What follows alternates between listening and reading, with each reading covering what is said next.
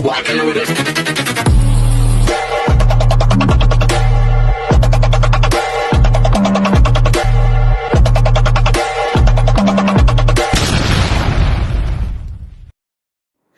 everyone! Good evening! I'm back! It's your Mama Sam para dito sa Sam Sam TV. Kamusta naman kayo mga amigo, amiga, kumare at kumpare? Sana lahat kayo ay okay na okay at safe ngayong gabi. Syempre ko ako naman ang tatanungin ninyo, fresh overload pa rin, charot.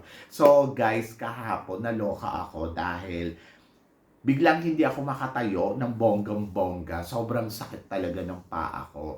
Kasi nga, nung gabi ng Friday, nag-shower ako, nadulas ako doon sa banyo, tumama yung tuhod ko doon sa may, sa may bowl ng, doon sa toilet. Ang sakit, sobra. Tapos, kinabukasan ng maga siya. At wala talaga siyang power, yung tipong hindi ka talaga makatayo at hindi mo siya maitaas, hindi mo siya magalaw. Tapos pag nag-walk ka, grabe, sabi ko sa'yo, toilet namin nandiyan lang, pero inabot ako ng 10 minutes bago ako makarating ng toilet. Ganun katindi. Sobrang sakit talaga. But thanks God, kasi kahapon, talagang hindi ko na matiis yung sakit. Ayun, sabi ko, punta na tayo ng doktor, pa-check up na natin. So, nagpunta ako doon sa doktor na pinupuntahan ko. Pag may sakit ako, ayun, sabi niya, injectionan kita. Tapos, in-injectionan niya ako ng bonggang-bongga. And then, binigyan niya ako ng reseta. At yun, pag uwi ko, mga after ng 3 hours, ayun, medyo nakakalakad na ako, miski papano. At nakakagalaw-galaw na. Kaninang umaga, pagising ko, ang bongga, dahil wala na yung sakit. Charot, so yun. Hindi naman, may sakit pa din. May nararamdaman pa rin ako. Inka-inka pa rin ako maglakad. Pero hindi nakatulad nung naranasan kong nung araw talaga na sobrang worst niya na hindi ko makatayo, gusto ko magpipi, hindi ako makapipi kasi parang ang sakit-sakit maglakad, ang hirap tumayo, ganon. But now, okay na siya. So, yon. But, syempre, continuous pa rin yung inom natin ng gamot kasi kailangan natin uminom ng gamot, di ba? Sabi kasi ng doktor, kailangan 5 days. At eto na. Sayang ganon. So, kanina, napunta na ako doon sa school para tumulong. Nagalit sila sa akin kasi sa amin ganun, dapat magpahinga ka. Kaya lang kasi nangako kasi ako na sabi ko kung makakalakad ako, sabi ko pupunta ako doon sa temple na yon para tumulong. So, nangako ako doon sa parang Buddha doon. So, sabi ko, okay, go, ganon. Kaya kanina, pinush ko. So, medyo masakit pa din, but bukas, for sure, magaling na siya. Positive lang tayo. At ito na nga, sabing ganon, may nagtanong sa akin kung okay ba si Chantal doon sa Eco International.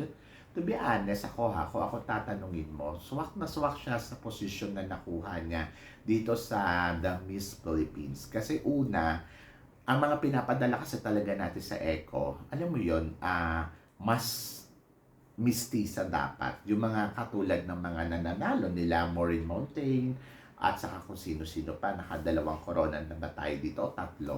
So, lahat sila, talaga namang masasabi ko naman, mixed blood.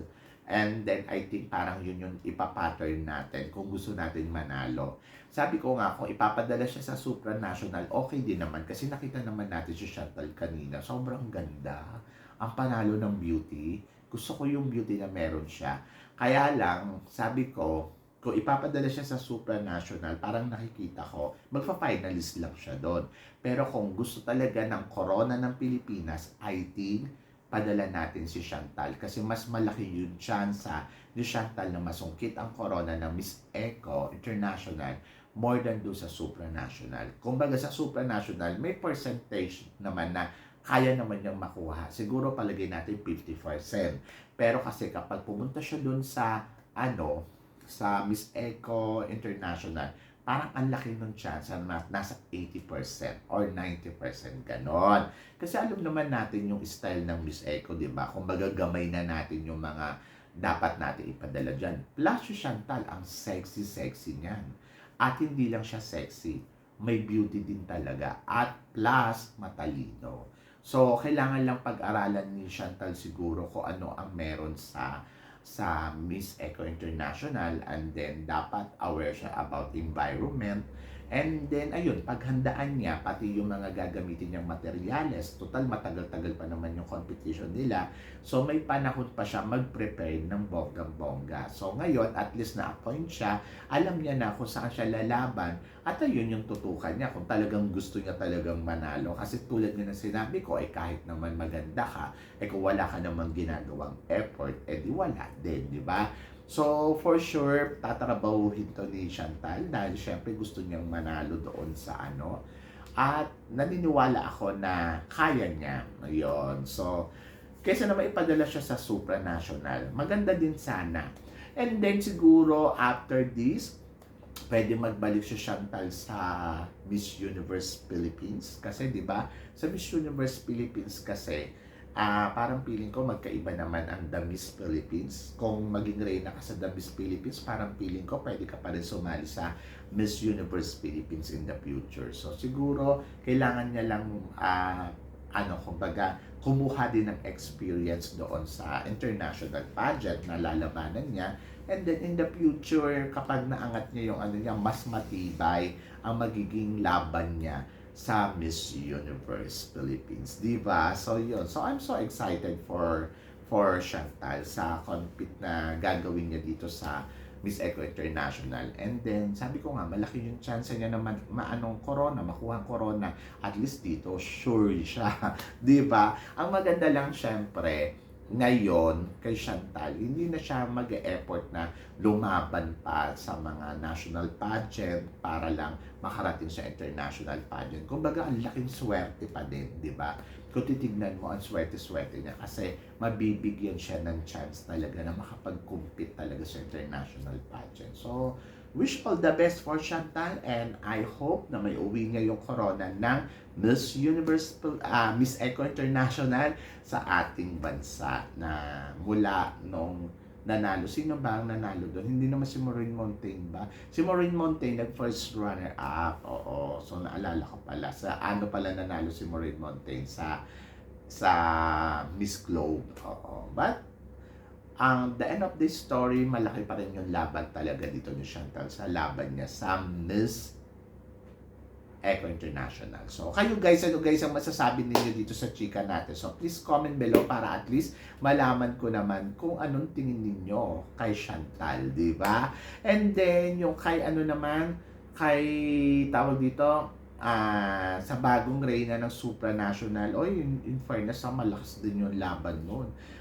Ako mas gusto ko din yung beauty na meron siya, di ba? So, parang feeling ko, kakabog din talaga siya. So sabi ko nga dito sa The Miss Philippines ay okay naman yung yung mga nagawa nilang mga reyna, kung sino yung mga nakuha nila na para dito, perfect. And then doon naman sa nagtatanong, bakit iisa yung event ng Miss Universe Philippines at saka ng The Miss Philippines? Dapat daw magkabukod yun. Nakakaloka. Siguro kailangan lang nila isabay para makatipid. Kasi nga naman, nandoon na rin naman, isang event na lang din. And kasi syempre, kung ibubukod pa nila yon, magbabayad pa sila. Di ba? Kung iisipin mo, gagastos pa sila ng bonggang-bongga para sa another event. So, nagsisimula pa lang naman yung The Miss Philippines. Pero sa totoo lang, dapat talaga ay bukod to. Hindi dapat siya magkasama kasi magkaiba sila ng brand. Iba yung brand ng The Miss Philippines, iba yung brand ng Miss Universe Philippines. But iisa yung company kasi na sumasakop dito, yung The Empire, di ba? So, parang dahil isa lang yung kumpanya, ay syempre, pag may mga ganitong event, isang event na lang din. And I think wala namang masama. Kahit naman sino siguro na nagsisimula ng ganito, ay ganyan din yung gagawin. Kung saan tayo makakatipid, pero mas bongga din naman yung ipinapakita, doon na lang. Kasi nga daw, naguluhan sila kasi parang iisa lang naman daw yung ipinapakita. But guys, tayo na lang din ang umintindi kasi tulad nga ng sinabi ko, nagsisimula pa lang din yung The Miss Philippines, and then syempre sumusuporta tayo sa kanila. So tayo na rin din yung umintindi. In the future siguro, kapag nakilala na ng husto, kapag nag-boom na siya ng bonggang-bongga, o di ba? So yun, doon magkakaroon na yan ng mga separate talaga. But for now, dapat maunawaan na lang din natin kasi iisa nga naman yung company. Kung ni-rent ko rin naman, di ba? Dito na rin, isang bayaran na lang, o, di ba? So, yon ang importante, nagkaroon sila ng appointment, nagkaroon sila ng pasabog, at nagkaroon sila ng ipapakita sa atin. So, yun yung importante. At nabigyan ng maganda at matiwasay ang pagkokorona doon sa mga in-appoint nila. So, yan. So, kayo guys, ano guys ang masasabi ninyo dito sa mga pinag-uusapan natin? So, please comment below para at least malaman ko naman kung ano naman ang chika mo sa mga tinatalakay natin ngayon. So, yon. Guys, maraming salamat syempre sa inyong lahat. Sa mga hindi pa po nakaka-subscribe dito, please don't forget to click like and subscribe my channel at i-click nyo na rin po ang notification bell para lagi kayong updated syempre sa aking mga chika. Sabi ng ganon, keep smiling lang para lalo kang gumanda. So, yon. Guys, maraming salamat. Hanggang dito na lang. Hanggang sa muli nating chikahan. See you tomorrow. Thank you, guys.